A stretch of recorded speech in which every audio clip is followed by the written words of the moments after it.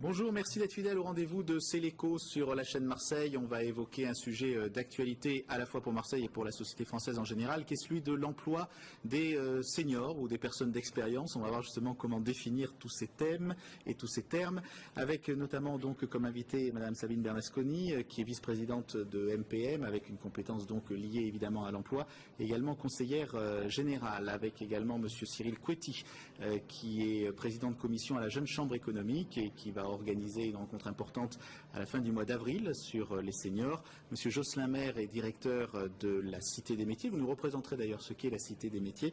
Et puis avec nous aussi Fabrice Greffet qui représente Prisme. C'est en fait la fédération, on va dire, des professionnels de l'intérim, des services et des métiers de l'emploi. Et vous en êtes le président au niveau de la région Provence-Alpes-Côte d'Azur. Alors parmi les grands projets de 2010 au niveau du gouvernement, il y a la retraite, il y a la dépendance, ça concerne certains types de seniors. Ça. Et puis il y a aussi l'emploi des personnes qui souvent ces dernières années ont été considérées comme un peu des has-been, on va dire, dans l'entreprise, alors qu'ils n'ont parfois que 45, 46, 50 ans. Il faut arriver à résoudre ce problème. Sabine Bernasconi, dans notre région, on se situe comment par rapport à la norme nationale? C'est un problème d'autant plus important en Provence-Alpes-Côte d'Azur qu'il y a plus de seniors, on va dire, qu'ailleurs? Dans notre région et au niveau national, de toute façon, la France est un mauvais élève parce que là, il faut regarder les choses d'un point de vue européen. Oui. Et effectivement, nous avons un des plus mauvais taux d'emploi des plus de 50 ans. Oui. On en arrive à parler de seniors ou pas. En France, par rapport aux autres pays, nous sommes à peine au-dessous des 40%. Alors qu'il y a un objectif inscrit dans la stratégie de Lisbonne qui nous impose d'atteindre 50% d'emploi des seniors. Et alors, on est complètement à contre-pied de ce qui se passait il y a quelques années, puisqu'il y a quelques années, on mettait les gens en pré-retraite. Alors maintenant, c'est plus ou moins interdit. Enfin, en tout cas, c'est heureusement plus ça devient interdit dans les nouvelles dispositions législatives. D'accord. Et en effet, ce taux d'employabilité aujourd'hui des seniors, c'est une conséquence d'une vieille culture française qui a consisté à réduire le temps de la vie professionnelle au profit d'un partage du travail. Quand il y avait des difficultés économiques, la question n'a pas été de savoir comment créer plus d'emplois, comment mieux adapter le personnel aux évolutions économiques, mais au contraire, on s'est dit, eh bien, les générations les plus âgées vont laisser la place aux plus jeunes, voire même nous allons partager le temps de travail. Oui, c'est ça, c'est une notion un peu de solidarité, mais enfin, on en revient maintenant, parce qu'on voit que la vraie solidarité, c'est peut-être le transfert ou la transmission des compétences, on va dire, avec le tutorat, avec tout ce que les personnes qui ont de l'expérience peuvent apporter à une entreprise. Jocelyn Maire, vous êtes le directeur de la Cité des métiers, vous allez être évidemment très, très associé aux événements qui vont se passer à Marseille et qui vont être des événements d'importance nationale. On va y revenir dans un instant, au mois d'avril. Comment aujourd'hui voyez-vous les choses à la Cité des métiers? Et puis peut-être déjà pour ceux qui écoutent et regardent LCM, une redéfinition de ce qu'est la Cité des métiers à Marseille. On va commencer par la deuxième partie. Voilà. La Cité des métiers, c'est un lieu d'information et c'est un lieu où tous les publics peuvent construire leur avenir professionnel. Alors qu'on ait un passé professionnel important ou pas.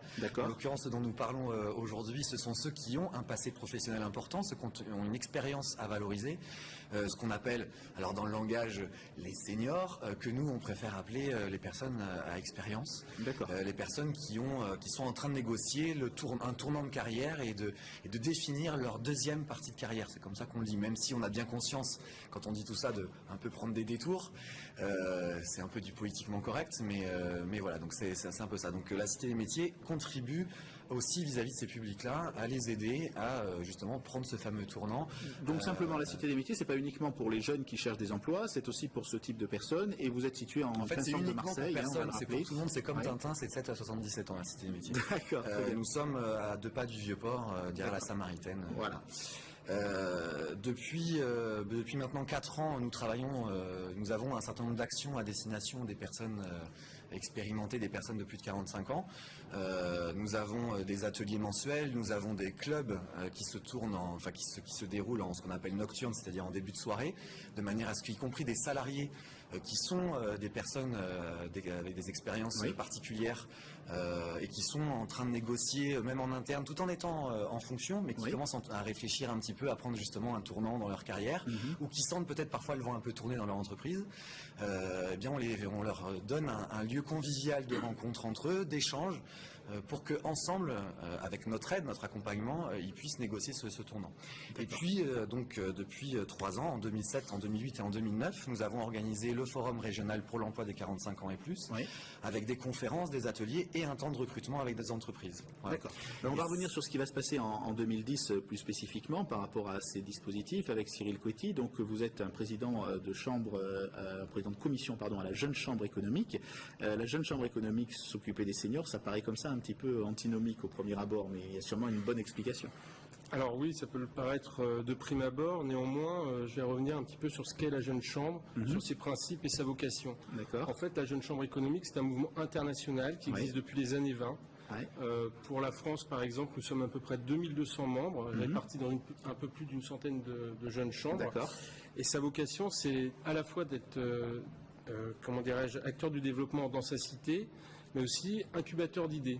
Nous sommes aussi une école de formation, nous avons entre 18 et 40 ans, et en fait, nous nous attaquons, si je puis me permettre d'utiliser cette expression, à tout type d'événements. Donc ça peut être aussi bien lié au culturel, au social, à l'économie, comme l'indique son nom, Jeune Chambre économique, comme à d'autres sujets. D'accord. Et donc vous allez organiser au mois d'avril un salon spécifique sur ces questions. Alors voilà, des seniors. En construction avec la Cité des métiers, puisque nous sommes associés tous les deux pour la réalisation de ce salon.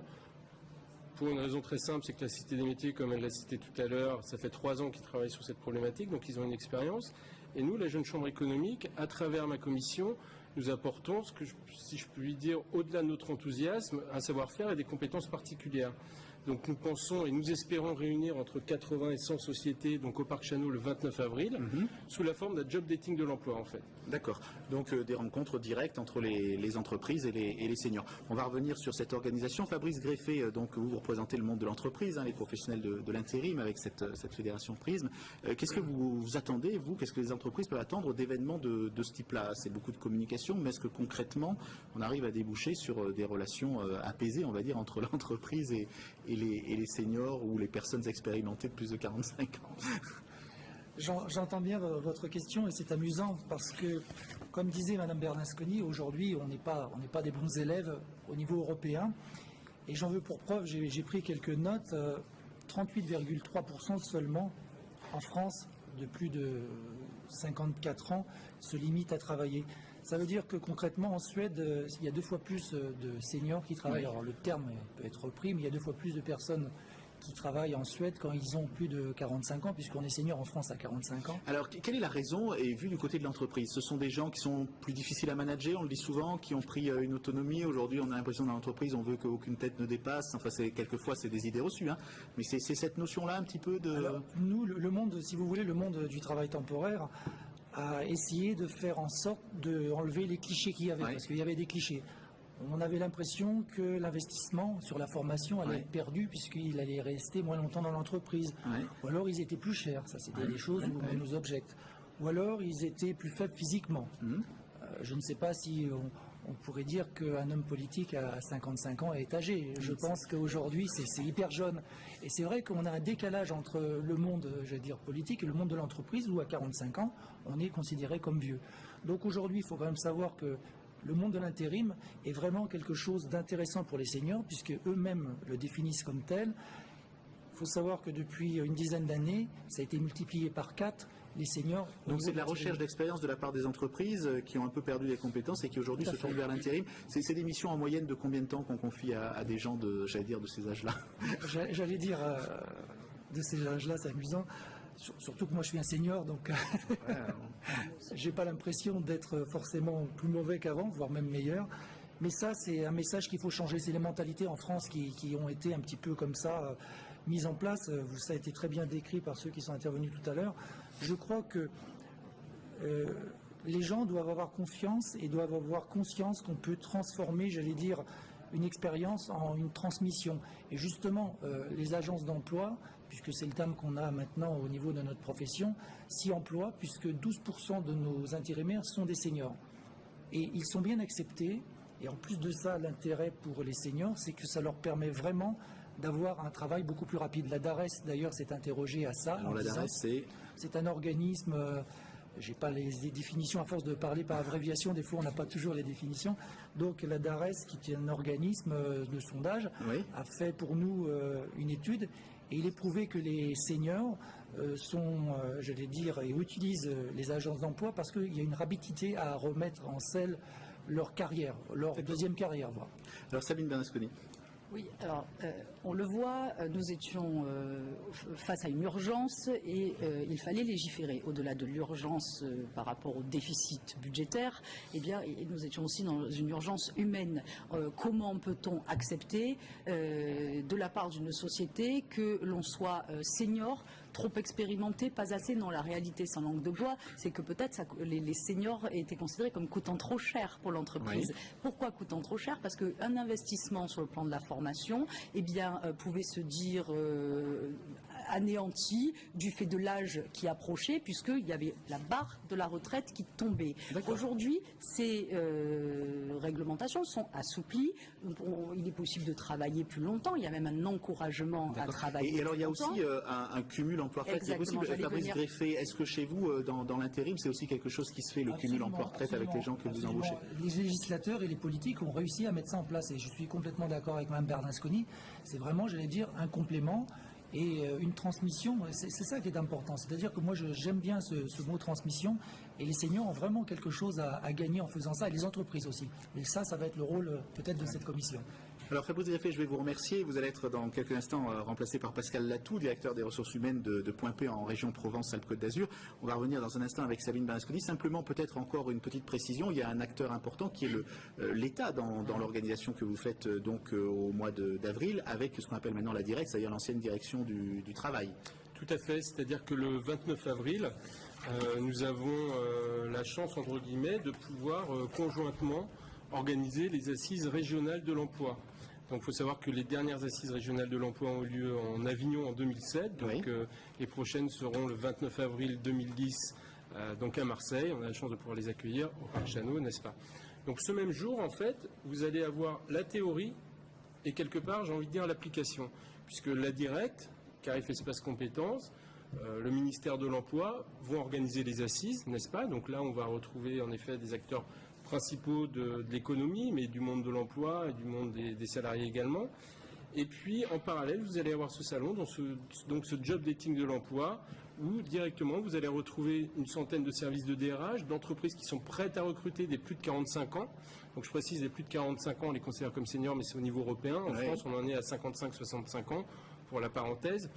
Et donc, on va avoir ce même jour les deux, je dirais, ces deux mondes là qui vont travailler ensemble, mutualiser leurs moyens, justement pour apporter des réponses à ces gens, à cette population de personnes en difficulté. D'accord. Alors Sabine Bernasconi, vous vouliez intervenir sur la notion un peu de cumul emploi-retraite tout à l'heure aussi? Oui, parce qu'il est très important que les entreprises anticipent le niveau, la formation et la sortie de l'entreprise de son personnel, pas seulement sur le plan de la gestion des ressources humaines et en faveur de son personnel, mais parce que ce sont des personnes qui peuvent revenir travailler dans l'entreprise, donc elle a un intérêt à la maintenir au niveau, mais en plus, ce sont des personnes qui vont aussi dispenser un savoir-faire nouveau dans une nouvelle formule qui est ce cumul emploi-retraite. Et l'initiative de la ville de Marseille, j'en dis deux mots, c'est de commencer depuis l'année dernière à former tous ces cadres et ces cadres A, justement en prévision de leur permettre de pouvoir aller travailler dans le monde économique en disposant des informations et du savoir-faire service public, parce que c'est toujours un peu péjoratif le service public. On dit que les entreprises ont beaucoup à apporter au service public. Eh bien, je peux vous assurer que le service public a aussi beaucoup à apporter aux entreprises. Et tout ça, ça se prépare. D'accord. Pascal Latou, merci de nous avoir rejoints sur ce plateau. Vous êtes directeur des ressources humaines de Point P, donc évidemment les matériaux de construction dans la région Provence-Alpes-Côte d'Azur. Quand on parle dans les grandes entreprises comme les vôtres de gestion prévisionnelle de l'emploi et des compétences, on a cette anticipation dont parlait Sabine Bernasconi à l'instant par rapport à ce phénomène de l'emploi des personnes seniors ou arrivant autour de 50 ans, on va dire? D'une façon générale, certainement. En ce qui nous concerne, oui, bien sûr, puisque je vous ai les comptes également. Plus de 40% de nos équipes ont plus de 45 ans aujourd'hui et plus de 10% ont plus de 55 ans. Donc on est vraiment concernés. Pour nous, c'est une priorité. Et c'est dans ce sens que nous avons mis en place, parce que c'était le moment, parce qu'un certain nombre de choses nous y incitaient, un plan d'action dans le cadre d'un accord d'entreprise sur l'emploi des seniors. Alors ça va jusqu'à du recrutement. Qu'est-ce que vous faites aujourd'hui? Alors nous, notre objectif, il est très simple, très concret. C'est déjà de travailler sur la seconde partie de carrière et l'anticipation à moyen long terme. C'est-à-dire de permettre à chaque collaborateur de plus de 45 ans d'avoir au moins tous les 5 ans un entretien qui porte non pas sur l'année qui va venir,